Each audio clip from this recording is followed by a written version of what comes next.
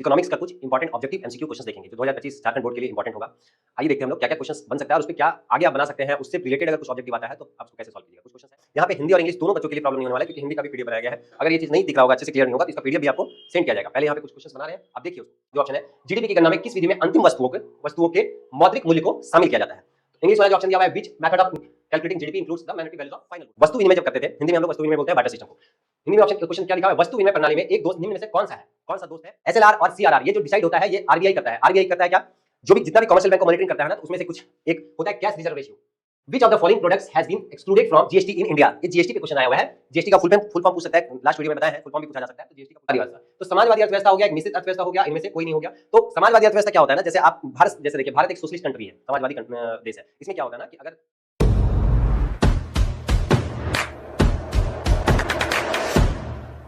आज हम लोग इकोनॉमिक्स का कुछ इंपॉर्टेंट ऑब्जेक्टिव एमसीक्यू क्वेश्चंस देखेंगे जो 2025 झारखंड बोर्ड के लिए इंपॉर्टेंट होगा।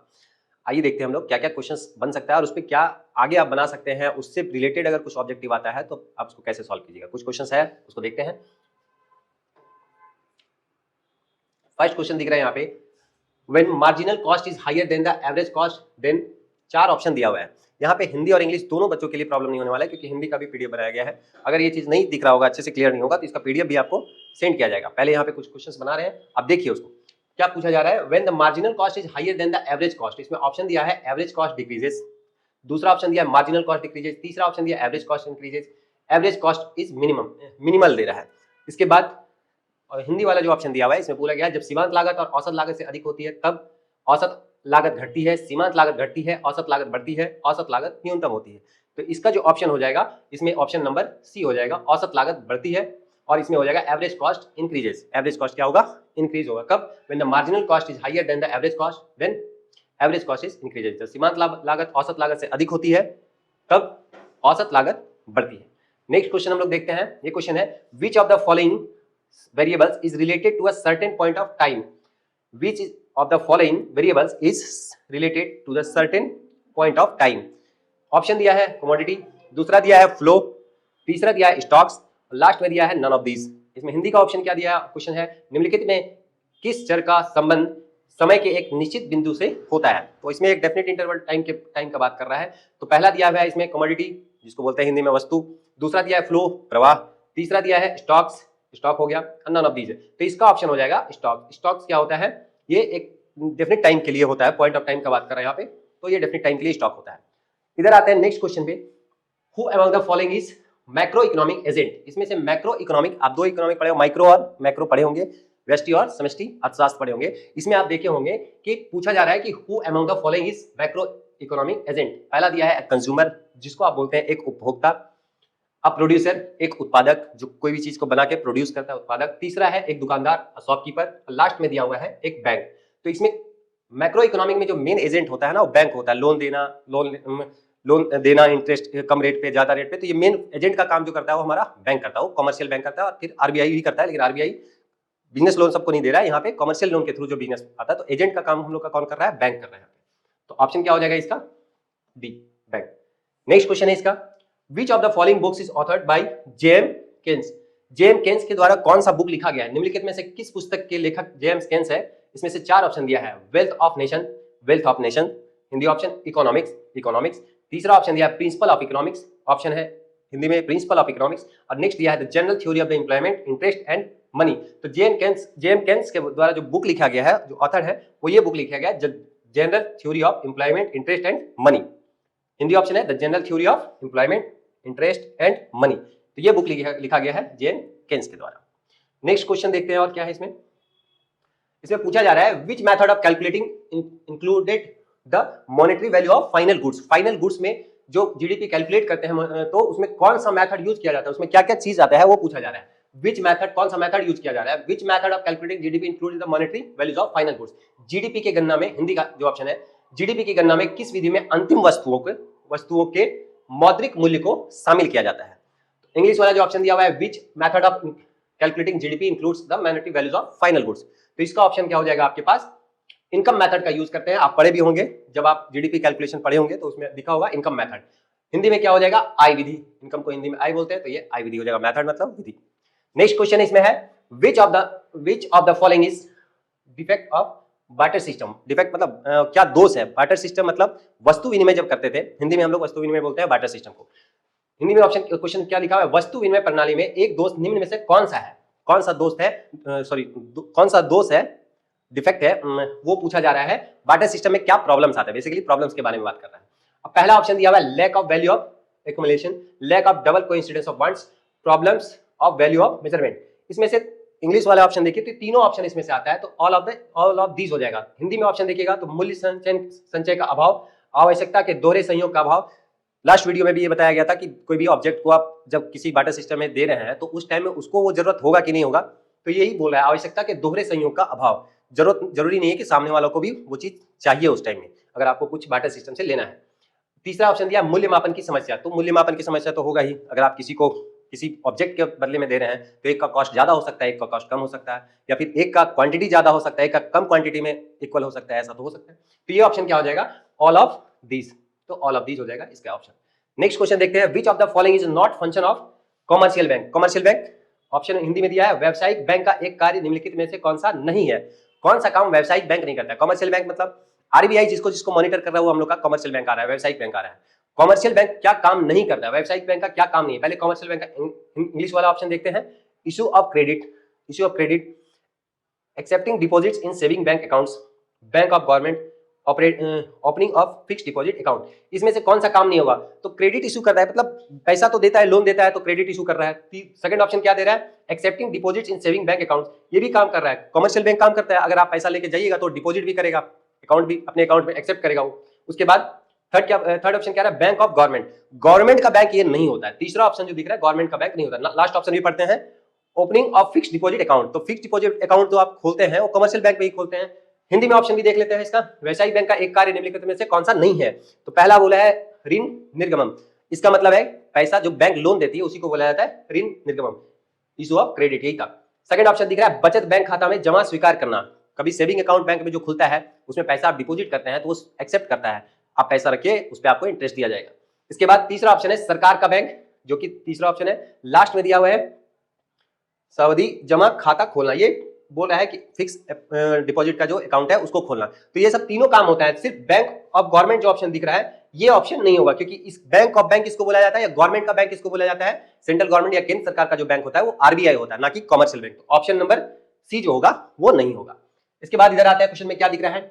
If the central bank increases the statutory liquidity ratio then the lending capacity of commercial bank. अब इसमें से पूछा जा रहा है कि कोई भी बैंक का ये आपका स्टैट्यूटरी लिक्विडिटी रेशियो एसएलआर के बारे में बात कर रहा है, एसएलआर, ठीक है, ये इंग्लिश वाला दिया हुआ है। हिंदी वाला ऑप्शन हम लोग दे देते हैं, यदि केंद्रीय बैंक वैधानिक तरलता अनुपात को बढ़ा देती है तो व्यावसायिक बैंकों का ऋण देने की क्षमता में क्या कमी आती है, क्या होता है, ये पूछ रहा है। एसएलआर और सीआरआर ये जो डिसाइड होता है ये आरबीआई करता है। आरबीआई करता है क्या? जो भी जितना भी कमर्शियल बैंक को मॉनिटरिंग करता है ना, तो उसमें से कुछ एक होता है कैश रिजर्व रेशियो CRR और एक होता है एसएलआर।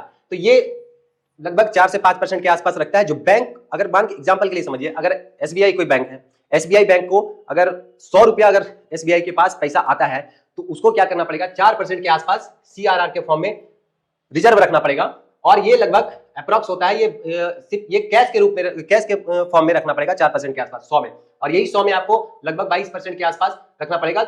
अभी कितना है इसका एग्जैक्ट डाटा तो नहीं होगा क्योंकि ये चेंज होते रहता है टाइम टू टाइम, अप्रॉक्स यही 18% के आसपास घूमता है ये।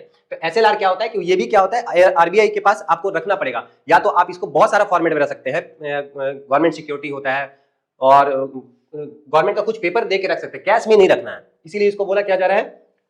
वैधानिक तरलता अनुपात। एसएलआर अगर बोला जा रहा है और सीआरआर बोला जा रहा है, तो ये दोनों को अगर ज्यादा कर दिया जाएगा, इसमें क्या बोला है? If central bank increases SLR then lending capacity of commercial bank क्या होगा? इंक्रीज करेगा, डिक्रीज करेगा, रिमेन्स अनचेंज्ड में इंक्रीजेज और डिक्रीजेज। अगर सीआरआर को अगर बढ़ा दिया जाएगा, 100 रुपया अगर किसी बैंक के पास है और आरबीआई बोलता है कि नहीं मेरे पास अगर 100 में 4 दे रहे थे, अभी आप 100 में से 10 रुपया हमको दे दीजिए, तो बैंक के पास 90 रुपया बचेगा किसी को लोन देने के लिए। तो बैंक के पास जो है पैसा कम हो गया, अगर पैसा कम हो गया तो उसके पास क्या होगा, लोन देने का कैपेसिटी क्या होगा, डिक्रीज कर जाएगा, कम हो जाएगा। उसी तरह इसमें हिंदी में देखिए, यदि केंद्रीय बैंक वैधानिक तरलता अनुपात को बढ़ा दे तो व्यावसायिक बैंक को ऋण देने की क्षमता क्या होगी, वृद्धि होगी, कमी होगी, कोई परिवर्तन नहीं होगा, तो क्या हो जाएगा, कम हो जाएगा। जब बैंक के पास पैसा ही कम होगा, क्योंकि आरबीआई पैसा बोला है ज्यादा रखने के लिए रिजर्व में, तो रिजर्व में ज्यादा पैसा अगर रखा जाएगा तो बैंकों को लोन देने का जो क्षमता होगा वो कम हो जाएगा। और इंग्लिश में जो ऑप्शन होगा डिक्रीजेस, मतलब आप पैसा देने के उसके पास कम पैसा रहेगा तो पैसा वो दे नहीं पाएगा, तो कैपेसिटी उसका कम हो जाएगा। नेक्स्ट क्वेश्चन क्या पूछा जा रहा है इसमें, which demand for money decreases due to the increase in interest rate. Interest rate बोला जा रहा है, हिंदी में पूछा जा रहा है ब्याज दर वृद्धि से मुद्रा की किस मांग में कमी होती है, तो इसमें होता है स्पेकुलेटिव डिमांड, इसमें हिंदी में आड़ी मांग बोला जाता है। ये वर्ड थोड़ा नया होगा आप लोग के लिए, स्पेकुलेटिव डिमांड और आड़ी मांग, ये चीज देखना है। बाकी मुद्रा की आपातकालीन मांग, इसमें कोई प्रॉब्लम नहीं होता है, दैनिक लेनदेन में कोई नहीं, सट्टेबाजी वाले में कोई प्रॉब्लम नहीं होता है। नेक्स्ट क्वेश्चन देखते हैं इसमें, यहां पे एक क्वेश्चन आया हुआ है, बहुत अच्छा क्वेश्चन है ये, पूछा जा रहा है which of the following is source of revenue income of government. Hindi में क्या दिया है, सरकार के राजस्व का एक स्रोत निम्न में से कौन सा है। स्रोत कहने का मतलब किससे सरकार पैसा अपने पास ला सकती है, कमा सकती है, सरकार को इनकम किससे है। तो इनकम में ये बोला जा रहा है, पहला बोला जा रहा है डिसइन्वेस्टमेंट, तो डिसइन्वेस्टमेंट होगा नहीं, किसी भी चीज को बेच के पैसा लाने से क्या मतलब है, डिसइन्वेस्टमेंट कर रहे हैं। जैसे आप कभी कभी सुनते हैं कि एयर इंडिया को बेच दिया सरकार, रेलवे को बेच रही है, ऐसा सुनने में आता होगा आपको, तो उसी क्या बोला जा रहा है, डिसइन्वेस्टमेंट अगर कुछ कर रहा है कोई भी, जैसे एयर इंडिया को बेच दिया गया टाटा को, तो वो डिसइन्वेस्टमेंट में आ रहा है। डिसइन्वेस्टमेंट कर रहा है तो इसका मतलब क्या हो, कर्ज में जा रहा है और लॉस में जा रहा है, तो उससे बेच के तो पैसा आएगा नहीं, उससे क्या होगा, और जो नुकसान होने वाला था उससे बचने के लिए डिसइन्वेस्टमेंट किया गया है, जिसको हम लोग हिंदी में विनिवेश बोलते हैं। ठीक है, ये ऑप्शन भी इसमें नहीं होगा। दूसरा, कमाने का जरिया एक्सटर्नल डेब्ट, मतलब आप कर्ज ले रहे हैं विदेशी, तो ये भी तो नहीं होगा, कर्ज ले रहे हैं तो आप कमाई का जरिया तो होगा नहीं, तो इसमें विदेशी कर्ज भी नहीं होगा। इसके बाद आता है घरेलू कर्ज। अब घरेलू कर्ज देने से क्या सरकार को इनकम होगा, उससे कोई फायदा ज्यादा सरकार को होने वाला नहीं, घर के लिए उतना छोटा अमाउंट में। तीसरा क्या होगा, सरकारी निवेश से लाभांश, इंग्लिश में क्या दिया है, dividend from government investment. Government कहीं इन्वेस्ट करती है तो उससे जो प्रॉफिट होता है, प्रॉफिट का एक हिस्सा जो मिलता है, प्रॉफिट का जो हिस्सा मिलता है उसी को हम लोग बोलते हैं लाभांश या फिर डिविडेंड। डिविडेंड का मतलब होता है लाभांश, कोई भी चीज अगर जैसे एक तो प्रॉफिट हो रहा है, प्रॉफिट में कुछ और शेयर जो मिल रहा है उसको हम लोग बोलते हैं डिविडेंड। तो डिविडेंड के थ्रू क्या होता है, गवर्नमेंट का एक सोर्स होगा। चार ऑप्शन में से dividend from government investment, Hindi में बोला जाए तो सरकारी निवेश से लाभांश, गवर्नमेंट कहीं कुछ इन्वेस्ट की हुई है, कहीं पे पैसा लगाई हुई है, तो वहां से क्या होगा, उसको कुछ प्रॉफिट मिलेगा, प्रॉफिट का एक अलग हिस्सा मिलेगा, उसको हम लोग बोलते हैं लाभांश। तो ये ऑप्शन नंबर डी होगा, सरकारी निवेश से लाभांश। नेक्स्ट क्वेश्चन इसमें क्या है, in which type of the budget is expenditure of the government more than its income. Hindi में बोला जा रहा है किस प्रकार के बजट में सरकार का व्यय उसके आगम से अधिक होता है, यहाँ पे अधिक होना चाहिए, अधिक लिखा हुआ है।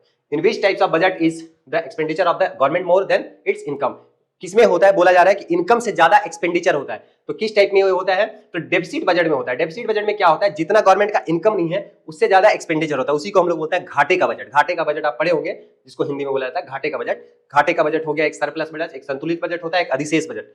इंग्लिश में बोलते हैं एक बैलेंस बजट, एक डेफिसिट बजट, एक सरप्लस बजट, एक इसमें और तीन ऑप्शन है।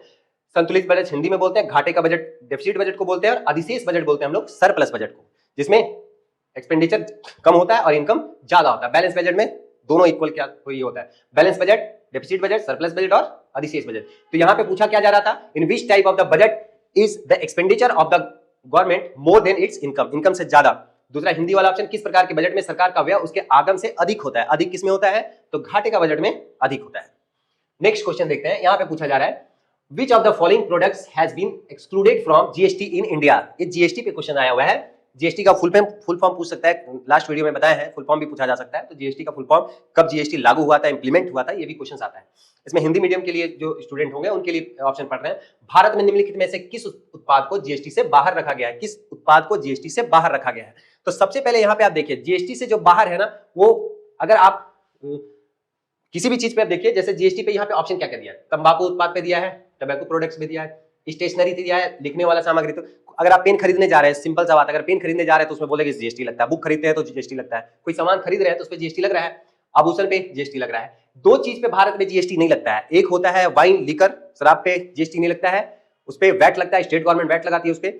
दूसरा होता है पेट्रोलियम प्रोडक्ट्स पे, पेट्रोलियम प्रोडक्ट्स पे जीएसटी नहीं लगता है। तो यहाँ पे दिया हुआ ऑप्शन देखिए, दो ही ऑप्शन है, वाइन लिकर जिसको बोलते हैं शराब, और दूसरा क्या बोला, पेट्रोलियम प्रोडक्ट्स जो होगा, और पेट्रोलियम प्रोडक्ट्स पे नहीं लगेगा। तो ऑप्शन इसमें कौन सा होगा, जो जीएसटी भारत में नहीं लगता है उसको बोला जाएगा पेट्रोलियम प्रोडक्ट्स इंग्लिश में, और हिंदी वाले में बोला जाएगा पेट्रोलियम उत्पाद, इस पे जीएसटी नहीं लगता है। जीएसटी के बारे में भी आपको पढ़ना होगा टेक्स्ट में। चलिए हम नेक्स्ट क्वेश्चन पे देखते हैं। हाँ, यहाँ पे एक क्वेश्चन आया हुआ है, देखिए, one of the reasons for the flow of foreign exchange in India, Bharat में विदेशी मुद्रा के प्रवाह का एक कारण है। इसमें पूछा क्या जा रहा है कि अगर भारत सरकार गवर्नमेंट का one of the reasons for the flow of foreign exchange in India, कोई भी चीज जैसे अब यहाँ से फॉरेन एक्सचेंज कहने का मतलब क्या हो रहा है, करेंसी का इधर का करेंसी किसी और कंट्री में जा रहा है, किसी और का कंट्री कहीं और यूज हो रहा है, तो फॉरेन एक्सचेंज हो रहा है। एक्सचेंज के अंदर मतलब इंडियन को हम लोग डॉलर में एक्सचेंज कर रहे हैं, डॉलर को इंडियन करेंसी में एक्सचेंज कर रहे हैं, वैसे ही कोई दूसरे कंट्री को एक्सचेंज करते हैं अपना हम लोग रुपीज जो है। तो पूछा जा रहा है उसका मेन रीजन क्या होगा। इसमें 4 ऑप्शन दिया हुआ है, foreign gifts, foreign direct investment, export, goods and services, all of this. कोई फॉरेन गिफ्ट्स दे रहा है, तो गिफ्ट्स दे रहा है इसका मतलब वहां का गिफ्ट्स अगर भेजा जा रहा है तो इंडियन करेंसी में देखिएगा तो उसमें इंडियन करेंसी यूज हो रहा है, तो एक्सचेंज हो रहा है।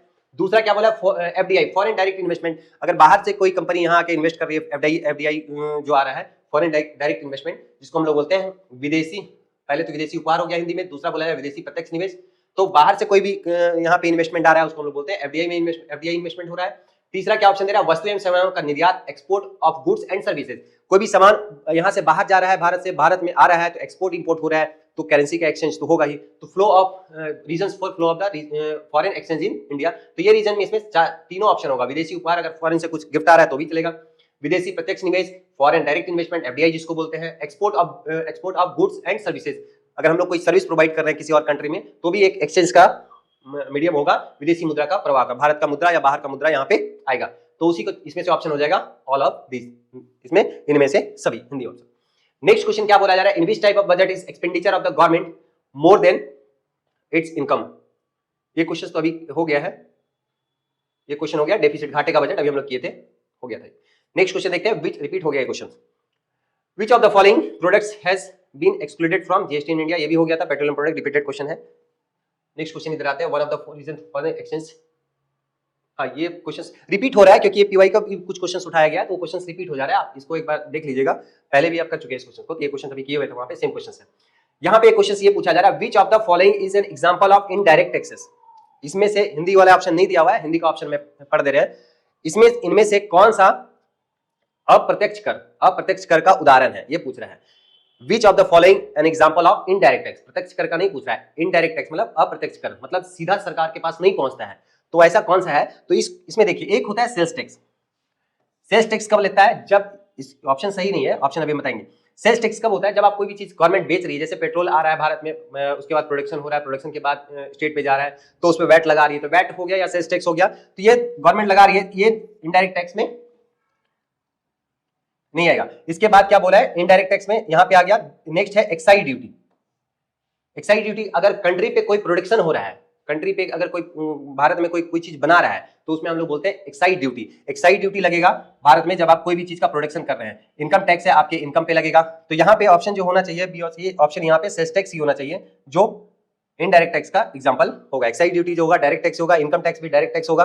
तो पूछा in which an example of indirect tax, तो इसमें सेल्स टैक्स ही होना चाहिए क्योंकि डायरेक्ट गवर्नमेंट के थ्रू नहीं हो रही है, आप इसमें पेट्रोलियम प्रोडक्ट्स में गवर्नमेंट में इनडायरेक्ट तरीके से जाता है। नेक्स्ट ऑप्शन क्वेश्चन देखते हैं, इसमें पूछा जाता है who was the father of economics, तो ये सबसे बेसिक क्वेश्चन है और ये पूछा ही जाता है मैक्सिमम एग्जाम में, आप देखिएगा।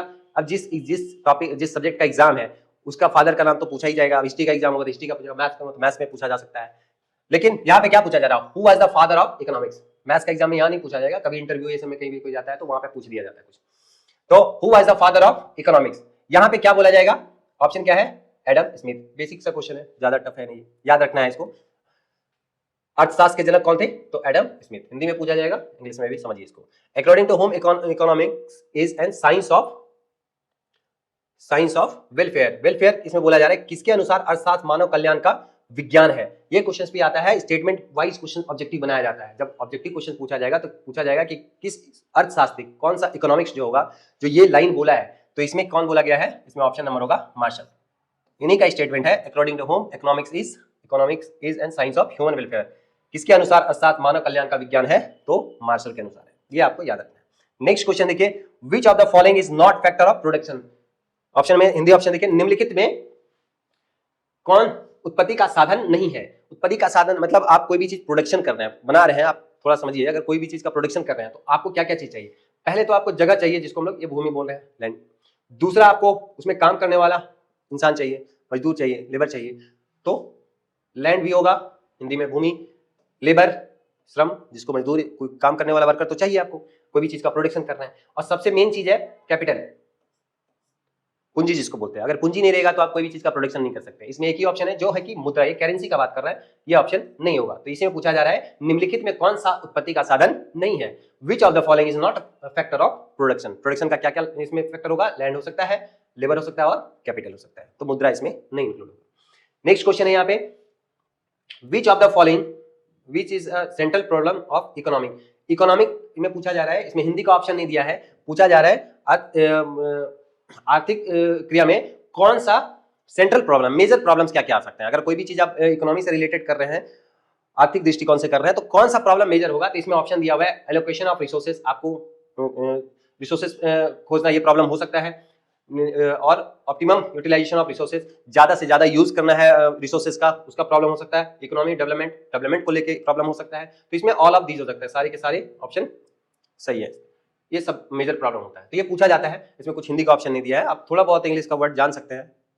नेक्स्ट इसमें क्या बोला जा रहा है, in which economic decision is taken on the basis of price mechanism. इसमें क्या बोला जा रहा है, प्राइस किस प्रकार की अर्थव्यवस्था में कीमत तंत्र के आधार पर निर्णय लिए जाते हैं, कीमत प्राइस के बेसिस पे डिसीजन लिया जाता है, किस प्रकार की अर्थव्यवस्था में ये लिया जाता है। तो यहाँ पे एक दिख रहा है आपके पास समाजवादी अर्थव्यवस्था। तो समाजवादी अर्थव्यवस्था हो गया, एक मिश्रित अर्थव्यवस्था हो गया, इनमें से कोई नहीं हो गया। तो समाजवादी अर्थव्यवस्था क्या होता है ना, जैसे आप भारत, जैसे देखिए भारत एक सोशलिस्ट कंट्री है, समाजवादी देश है। इसमें क्या होता है ना कि अगर कोई भी चीज गवर्नमेंट अगर बजट बनाएगी तो बजट में ये ध्यान रखेगी कि पैसा जनरेट करना नहीं होगा, डेवलपमेंट तो ध्यान में रहेगा ही रहेगा, लेकिन डेवलपमेंट के साथ साथ ये भी रहेगा कि वेलफेयर हो, सोसाइटी का कल्याण के लिए भी कुछ योजना बनाया जाएगा। जैसे फ्री में कुछ मिल रहा है पब्लिक को, तो पब्लिक को फ्री में दे रहा जा रहा है, तो उसका ये मतलब तो प्राइस से रिलेटेड तो होगा नहीं, तो सोशलिस्ट तो हो ही नहीं सकता है, समाजवादी अर्थव्यवस्था तो हो ही नहीं सकता है, क्योंकि यहाँ पे बोला है बेसिस ऑन प्राइस मैकेनिज्म, तो ये हो नहीं सकता है, कीमत के आधार पे तो होगा नहीं, तो समाजवादी नहीं है, मिश्रित में तो होगा नहीं। तीसरा ऑप्शन दे रहा है पूंजीवादी, ये बेस्ट ऑप्शन है इसका, कैपिटलिस्ट, ये ऑप्शन होगा। इस ऑप्शन में ये होगा प्राइस के बेसिस पे हम लोग किस प्रकार की अर्थव्यवस्था में कीमत तंत्र के आधार पर निर्णय लिया जाता है, तो कैपिटलिस्ट इसमें होगा, कैपिटलिस्ट, ठीक है। पूंजीवादी अर्थव्यवस्था में हम लोग प्राइस के आधार पर निर्णय लिया जाता है, ठीक है, जैसे यूएसए सब हो गया, उसकी बात कर रहे हैं। नेक्स्ट क्वेश्चन क्या बोल रहा है, which of the following is not a factor of production. ये क्वेश्चन अभी हम लोग कर लिए थे, तो इसमें भूमि भी था, श्रम भी था, पूंजी भी था, मुद्रा नहीं था, ये गलत हो जाएगा, ठीक है। नेक्स्ट क्वेश्चन देखते हैं हम लोग, इसमें बोला जाए determine the factor of the supply of goods. तो इसमें क्या पूछ रहा है, determine the factor supply of goods, goods का सप्लाई में कौन कौन सा फैक्टर काम आने वाला है। तो प्राइस ऑफ गुड्स, उसका जो प्राइस होगा, वस्तु का जो कीमत होगा उस पे, तो ये होगा price of goods. Price of related goods, उससे जो वस्तु होगा या प्रोडक्ट होगा उससे रिलेटेड जो भी गुड्स होगा उसका भी प्राइस पे डिपेंड करेगा, तो ये भी हो सकता है। Price of factor of production, production पे क्या क्या मतलब उत्पादन पे क्या क्या फैक्टर्स हो सकता है, उस पे भी हो सकता है, इसमें ऑल ऑफ दिस हो जाएगा। इसके बाद एक ऑप्शन दिया हुआ है डायरेक्ट टैक्सेस, कौन सा टैक्स नहीं होगा। इसमें एक पूछा जा रहा है डायरेक्ट टैक्स, अभी हम बताए थे डायरेक्ट टैक्स क्या होता है, गवर्नमेंट को सीधा चला जाता है, इसको हम लोग बोलते हैं प्रत्यक्ष कर। प्रत्यक्ष कर मतलब सीधा गवर्नमेंट के पास जा रहा है, तो सीधा गवर्नमेंट के पास कौन सा जाएगा, एक्साइज ड्यूटी जाएगा। और उधर एक्साइज ड्यूटी का एग्जांपल लिए थे, यहाँ पे दिख रहा है आपके पास इनकम टैक्स। इनकम टैक्स भी क्या होता है, गवर्नमेंट के पास सीधा चला जाता है। बाकी गिफ्ट टैक्स होता है, ये नहीं जाता है सीधा, तो यहाँ पे हो जाएगा आपके पास इनकम टैक्स।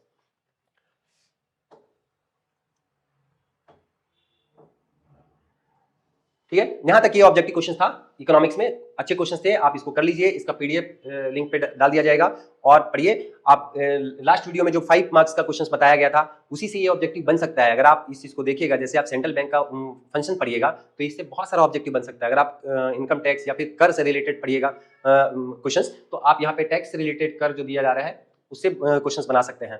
आपको जीडीपी पे अगर पढ़ना होगा तो जीडीपी अगर पढ़िएगा तो जीडीपी से रिलेटेड क्वेश्चंस ऑब्जेक्टिव बन सकते हैं। लेकिन आप इसी एक चीज के लिए आपको मैक्सिमम मार्क्स तो उसमें आएगा नहीं, जो होता है इकोनॉमिक्स या अर्थशास्त्री का स्टेटमेंट में, मतलब वो जो बोल रहे हैं उस पे बेस्ड जो क्वेश्चन होगा उसको आपको याद करना पड़ेगा। इसलिए जितना भी इकोनॉमिक्स के बारे में बोला गया है, पहले पीवाईक्यू में पूछा गया क्वेश्चन, वो सारे आप याद कर लीजिए और ये आसानी से ऑब्जेक्टिव हो जाएगा। जितना ऑब्जेक्टिव सही होगा, ये बोनस मार्क्स की तरह होता है, इसको पढ़ना भी आसान है आपके लिए, इसको छोड़ना मतलब आप बहुत बड़ा गलती कीजिएगा, इसलिए इसको छोड़ना नहीं है। और लास्ट वीडियो में एक चीज छूट गया था, नेशनल इनकम, राष्ट्रीय आय। राष्ट्रीय आय पे जो एक इंपॉर्टेंट क्वेश्चन है जो 5 मार्क्स पे बन सकता है, तो राष्ट्रीय आय को आप अच्छे से पढ़ लीजिए, उसकी गणना के बारे में पढ़िए, नेशनल इनकम के बारे में पढ़ लीजिए।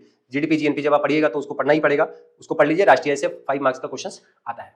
ठीक है, मिलते हैं नेक्स्ट वीडियो में। हम लोग कुछ ऐसे ही कुछ और भी कंटेंट लाते हैं। एग्जाम से पहले कोशिश करते हैं कि आपकी और भी वीडियो यहाँ पे आ जाए इकोनॉमिक्स से रिलेटेड, जो इंपॉर्टेंट होंगे आपके एग्जाम में। आर्ट्स, साइंस, कॉमर्स तीनों के लिए इंपॉर्टेंट है, सबका सिलेबस ऑलमोस्ट सेम है, आप पढ़ सकते हैं और सारे ऑब्जेक्टिव आप कीजिए। मैक्सिमम मार्क्स वाले क्वेश्चंस को हम फिर से लेके आते हैं।